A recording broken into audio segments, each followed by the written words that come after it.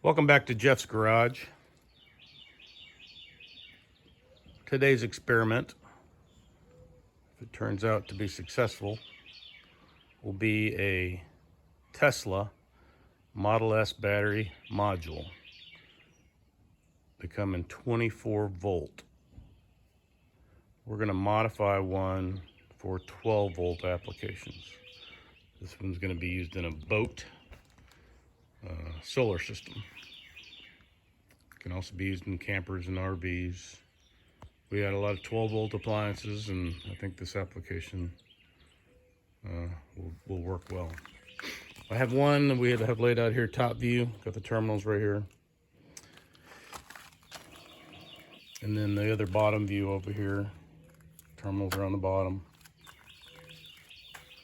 So what we have is 444 individual cells. They're a little bigger than a AA battery. Here's the top of one of them. You can see the silver module in here. There's 444 cells in here. And they're configured in what's called 74P6S.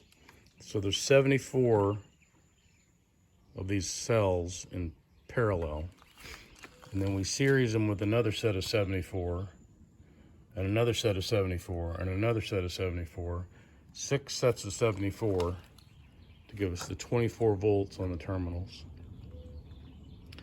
What we're going to do today is make a cut, and we're going to split this module in two, and it's going to be 12 volts, and then I'm going to jumper the positive to the positive and the negative to the negative, and it'll be one big module at 12 volts. I think it'll be a nice setup. It's the power density of these is great. Get them out of the used vehicles. They sell them on eBay. Let's get to cutting. So once again here, we're looking here at the top view. I call the top view the one with the terminals.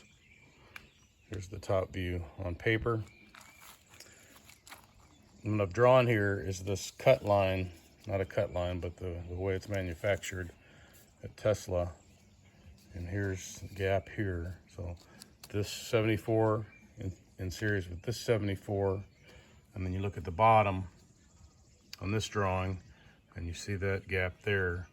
That's the line I've drawn here. So 74, series with 74, and series with this 74, and series with this 74, series with this 74, and this is the sixth one to make your 24. So my cut line is going to be right here,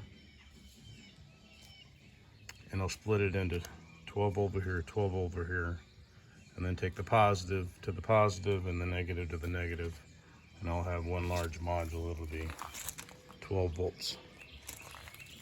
I'll draw on my cut line right here,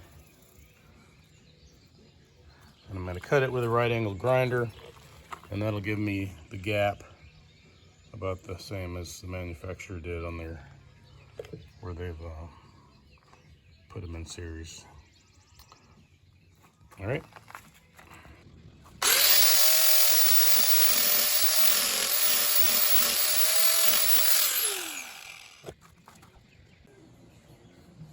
Okay, the grinder wheel was getting a little out of control, so I'm going to move over to the cutoff wheel. A little thinner version.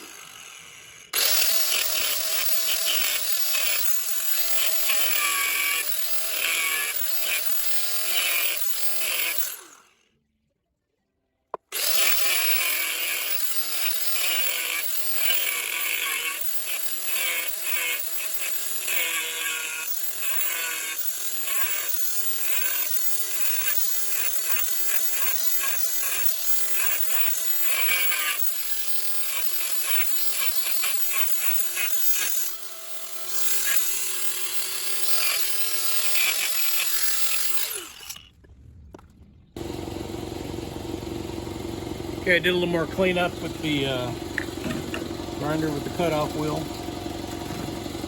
Not going to want any connections between these two.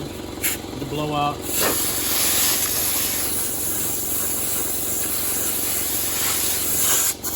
Blow out any shavings.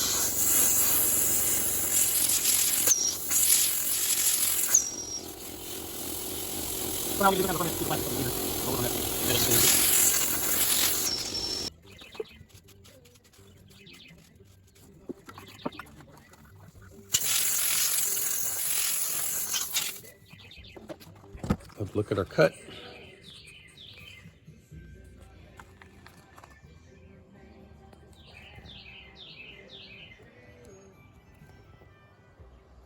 Gonna want to get some more of this loose debris cleaned up. Like this here, a little bit of an edge here. I just don't want anything to come across these two after I series the two 12-volt sides. I'm not gonna want a short between it. And you can see the individual fuses on each cell, and they all look intact. So the grinding didn't heat effect or whatever.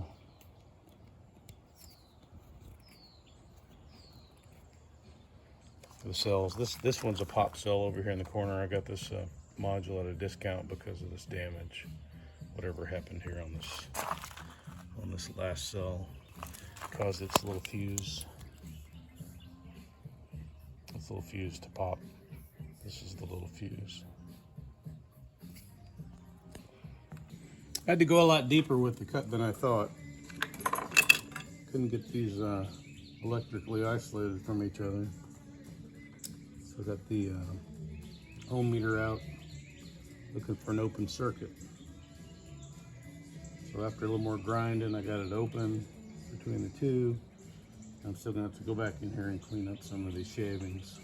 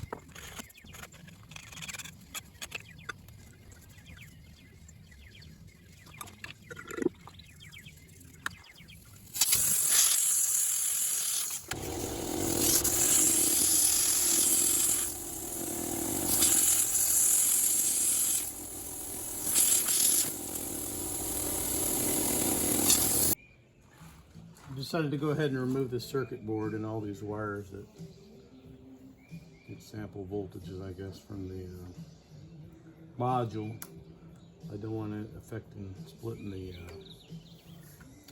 the module into two halves and causing some kind of short. I'm going to use some fiberglass resin. It's two-part. It's going to make a little plastic barrier between the two halves of my Tesla module here.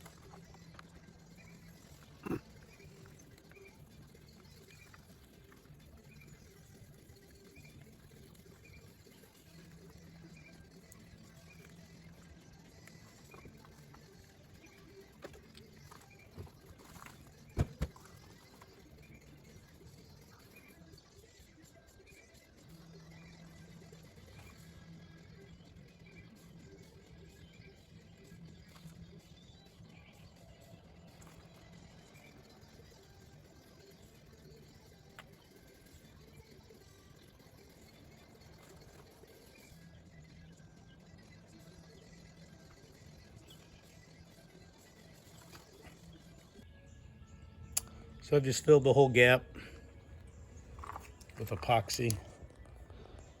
It'll keep the two halves insulated from each other. Got a little piece of paper here as a dam at the end so it doesn't all spill out.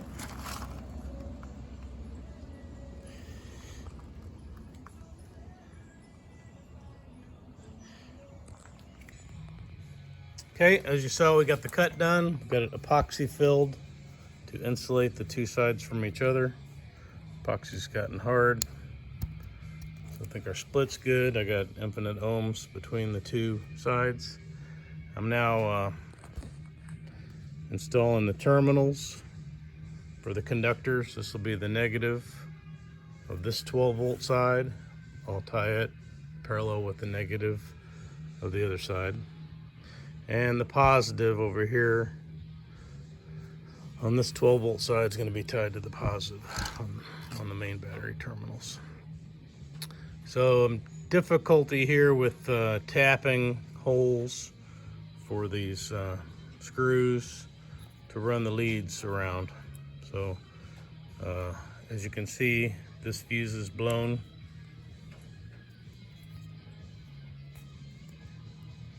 This fuse right here. This was already a bad cell when I got this battery bank. I bought it at a discount because it had the bad cell.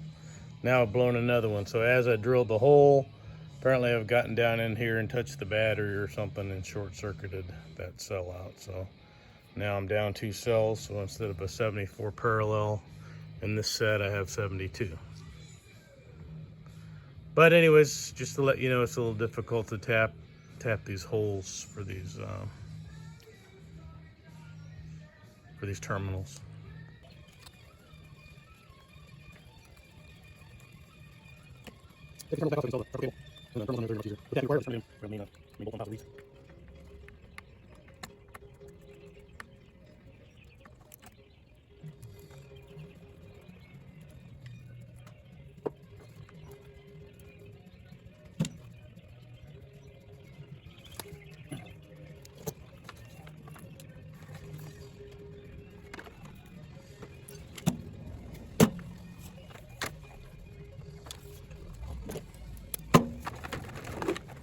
Hello.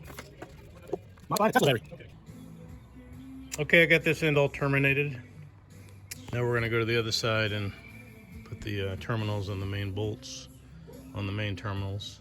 And I've only lost the original lost cell here, and then when I tapped this hole for this terminal, I blew the fuse on this cell.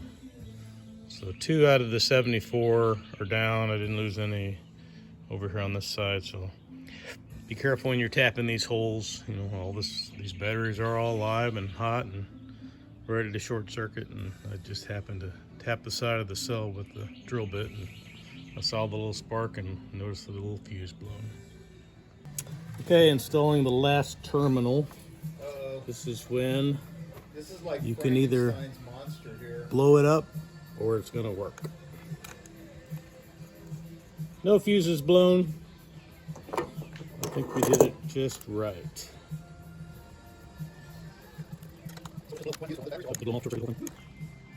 So on the opposite side here, this is the positive 12 volts, and I have it run all the way around to the positive 12 volts of this side. And the negative on the bottom over here is run around to the negative. So I have these 2 banks, 12 volts each, and I have them in parallel with this arrangement. Negative terminal, positive terminal, 12.34 volts. Success.